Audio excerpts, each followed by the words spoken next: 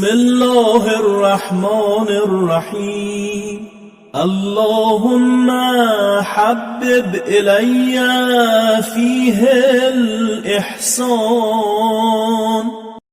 اعوذ باللہ من الشیطان الرجیم. بسم اللہ الرحمن الرحیم. ماہ رمضان کے 11ویں دن کی دعا میں ارشاد ہیں اللہم حبب الی فیہ الاحسان وکرہ الی فیہ الفسوق والعصیان وحرم علی فیہ السخط والنیران بعونک یا غیاث المستغیثین.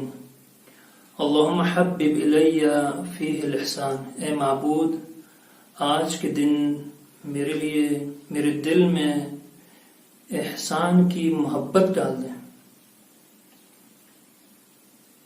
میری نگاہوں میں احسان کو محبوب قرار دیں. میرے دل میں احسان کی اور نیکی کی محبت ڈال دیں. اللہم حبب الی فیہ الاحسان. احسان کی معنی کیا ہے؟ احسان کے لغوی معنی یہ ہے کہ نیکی کرنا، نیکی اور اچھائی بھلائی کرنا. اس کے مقابلے میں جو لفظ استعمال ہوتا ہے وہ اساء کا لفظ ہے، اور یہ دونوں قرآن میں استعمال ہوئے ہیں. قرآن میں ارشاد ہے کہ ان احسنتم احسنتم لانفسکم وان اسأتم فلہا. اگر تم نے نیکی کی، اچھائی کی تو اپنے لیے کی، اللہ کو اس کا کوئی فائدہ نہیں ہوتا. اور اسی طرح اگر تم نے برائی انجام دی تو وہ بھی تم نے اپنے نقصان میں انجام دی، اس کا نقصان تمہیں ہوگا، اللہ کو اس کا نقصان نہیں ہوگا. تو یہ دونوں معنی استعمال ہوئے ہیں قرآن میں، احسان اور اساء. اس کے مقابلے میں اساء یعنی برائی. اور قرآن میں اس کے اوپر بہت تاکید کی گئی ہے. احسان اور محسنین کے فضائل بیان کیے ہیں، ان کی عظمت بیان کی ہے، اور ان کو محبوب خدا قرار دیا ہے. وَأَحْسِنُوا ان اللہ یحب المحسنین. احسان کرو کیونکہ اللہ تعالی محسنین کو، احسان کرنے والوں سے محبت کرتا ہے، وہ محبوب خدا ہوتے ہیں.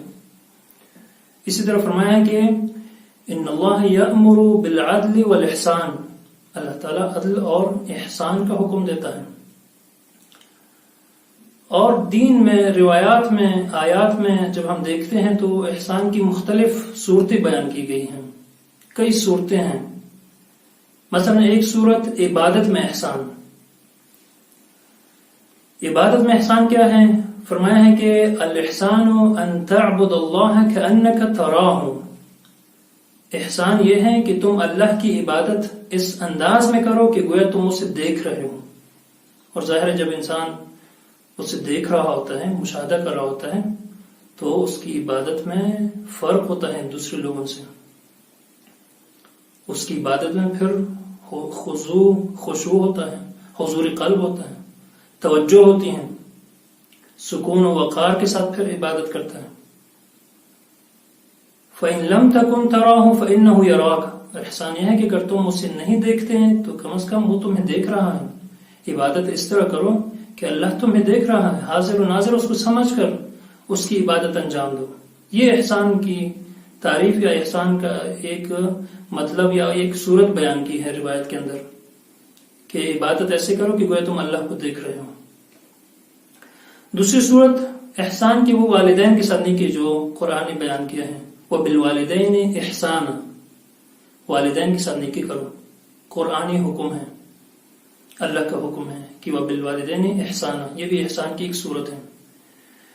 تیسری صورت جو قرآن نے بیان کی ہے وہ رشتہ داروں کے ساتھ، یتیموں کے ساتھ، مساکین کے ساتھ، مسکینوں کے ساتھ احسان کرنا، نیکی کرنا. اسی جملے کے بعد ارشاد فرمایا ہے کہ وَبِالْوَالِدَيْنِ إِحْسَانًا وَذِي الْقُرْبَى وَالْيَتَامَى وَالْمَسَاكِينَ. یتیموں کے ساتھ، رشتہ داروں کے ساتھ اور مسکینوں کے ساتھ احسان کرو. یہ بھی احسان کی ایک صورت قرآن نے بیان کی ہے. اگلی صورت گفتگو میں احسان، بات کرنے میں احسان. قُلْ لِعِبَادِي يَقُولُوا هِيَ الَّتِي أَحْسَنُ. میرے بندوں سے کہو کہ وہ بات کریں کہ جو احسن ہو، جو بہترین ہو. گھٹیا بات، بےہودہ بات، فضول بات نہ کریں بلکہ بہترین بات کریں. یا فرمایا کہ قولوا للناس وقولوا للناس حسنا. لوگوں کے ساتھ اچھے طریقے سے، اچھے انداز میں بات کرو. یہ احسان کی مختلف صورتیں ہیں جو قرآن نے بیان کی ہیں، لیکن اہم نقطہ جو اس جملے کے اندر ہے وہ حبب کا جملہ ہے، اللہم حبب الیہ، کہ میری نظر میں محبوب قرار دیں۔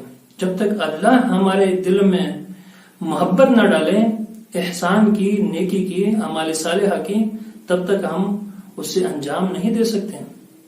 لہٰذا یہ دعا ضروری ہے کہ اللہ ہمارے دل میں محبت ڈال دے ان چیزوں کی، اور یہ اللہ کی طرف سے بہت بڑا احسان ہے، نعمت ہے، انعام ہے اللہ کی طرف سے، کہ ہمارے دل میں وہ ایمان کی، عمل صالح کی، نیکیوں کی محبت ڈال دیتا ہے، کیونکہ جب تک محبت نہ ہو ان چیزوں کی تو انسان ان چیزوں کو انجام نہیں دے گا، احسان نہیں کرے گا، انسان نیکی نہیں کرے گا۔ اس لیے قرآن میں فرمایا ہے کہ وَلَكِنْ حَبَّبَ إِلَيْكُمُ الْإِيمَانَ وَزَيَّنَهُ فِي قُلُوبِكُمْ، یہ اللہ ہے کہ جس نے تمہارے دل میں ایمان کو مزین کر دیا، ایمان کی محبت ڈال دی اور تم مومن ہو گئے، مسلمان ہو گئے۔ قرآن سے تمہیں محبت ہے، یہ اللہ کی جانب سے ہے، اللہ کا احسان ہے ہمارے پر کہ ہمارے دل میں محبت ڈال دی۔ دین اسلام سے محبت ہے، انبیاء سے، ائمہ سے اور دین احکامات سے، یہ اللہ کی جانب سے ہیں۔ اللہ ہمارے دل میں محبت نہ ڈالیں تو ہم یہ نہیں کریں گے، ہم کہیں اور ہوں گے، ہم مسلمان نہیں ہوں گے، ہم مومن نہیں ہوں گے۔ یہ اللہ کا احسان ہے کہ ہمارے دل میں ان چیزوں کی محبت ڈالتا ہے، اہل بیت کی محبت ہمارے دل میں ڈالتا ہے تو ہم ان کے محب ہیں۔ قرآن کی محبت ڈالتا ہے تو ہم قرآن سے محبت کرتے ہیں، اس کے اوپر عمل کرتے ہیں۔ وَكَرَّهَ إِلَيْكُمُ الْكُفْرَ وَالْفُسُوقَ وَالْعِصْيَانَ، اسی مطلب کو قرآن نے بیان کیا ہے کہ کفر، فسق و فجور اور معصیت، ان تمام چیزوں کو تمہارے دل میں منفور قرار دیا ہے، ان چیزوں کی نفرت تمہارے دل میں ڈال دی ہے، لہٰذا تم ان چیزوں سے نفرت کرتے ہو، کفر و شرک کے قریب نہیں جاتے، اور اسی طرح معصیت، فسق و فجور کے قریب نہیں جاتے، کیونکہ اللہ نے ہمارے دل میں نفرت ڈال دی ہے۔ لہٰذا یہ دعا کرنی چاہیے کہ احسان کی، عمل صالح کی، نیکیوں کی، اچھائیوں کی محبت ڈال دیں، اور فسق و فجور و معصیت، نافرمانی، کفر و شرک کی نفرت ڈال دیں ہمارے دل میں۔ وَكَرِّهْ إِلَيَّ فِيهِ الْفُسُوقَ وَالْعِصْيَانَ، اور مکروہ قرار دیں، منفور قرار دیں، ناپسندیدہ قرار دیں فسق و فجور اور معصیت کو، کیونکہ فسق جو ہے، یہ فسق کا مطلب ہے اللہ کی اطاعت سے نکلنا، اللہ کی نافرمانی کرنا، یہ ایک شیطانی فعل ہے، سب سے پہلے شیطان نے یہ کام کیا ہے۔ قرآن میں کہا ہے کہ فَفَسَقَ عَنْ أَمْرِ رَبِّهِ، کہ اللہ کے امر سے، اللہ کی اطاعت سے نکل گیا، فاسق ہو گیا، یعنی جو اللہ کی اطاعت سے نکلتا ہے، اللہ کی نافرمانی کرتا ہے، وہ فاسق ہے۔ لہٰذا شیطانی فعل سے پناہ مانگنی چاہیے۔ وَحَرِّمْ عَلَيَّ فِيهِ السَّخَطَ وَالنِّيرَانَ، اور آج کے دن غضب الہی اور آگ، جہنم کی آگ میرے اوپر حرام قرار دیں۔ وَحَرِّمْ عَلَيَّ فِيهِ السَّخَطَ وَالنِّيرَانَ، کیونکہ ان گناہوں کی جو حقیقت ہے، جس طرح کہ ایمان، عمل صالح اور نیکیوں، اچھائیوں کی حقیقت وہ اللہ کی خوشنودی اور رضا ہیں اور بہشت ہیں، جنت ہیں، اسی طرح گناہوں کی حقیقت وہ غضب الہی اور آگ ہیں۔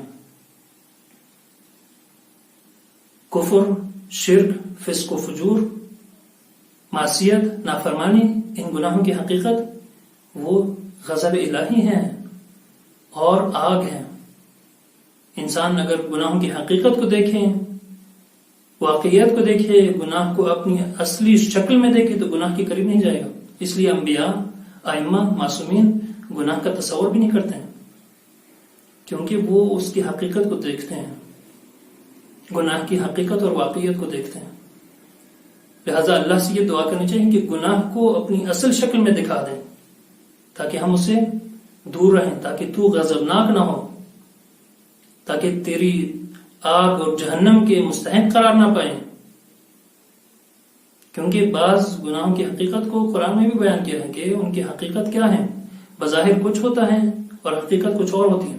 مثلا غیبت ہے، کسی کی غیبت کرنا، غیبت کی جو ظاہری شکل ہے وہ یہ ہے کہ دوست احباب آپس میں بیٹھے ہیں، کسی کی بات کر رہے ہیں، کسی کی غیبت کر رہے ہیں اور لطف اٹھاتے ہیں، لذت محسوس کرتے ہیں بظاہر، لیکن اس گناہ کی حقیقت کیا ہے؟ قرآن بیان کی ہے۔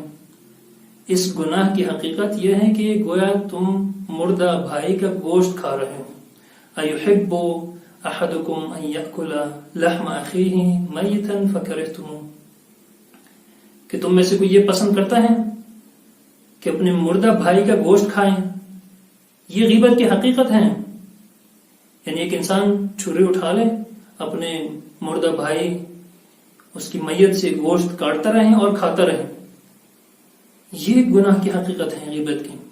اگر انسان کو اس اپنی اصلی شکل میں نظر آئے غیبت تو کبھی غیبت نہیں کرے گا، لیکن ہم چونکہ ظاہری شکل کو دیکھتے ہیں، اسے لطف محسوس کرتے ہیں، لذت محسوس کرتے ہیں، اور اس کی حقیقت کی دعا کرنی چاہیے کہ ہمیں اس کی حقیقت دکھا دیں۔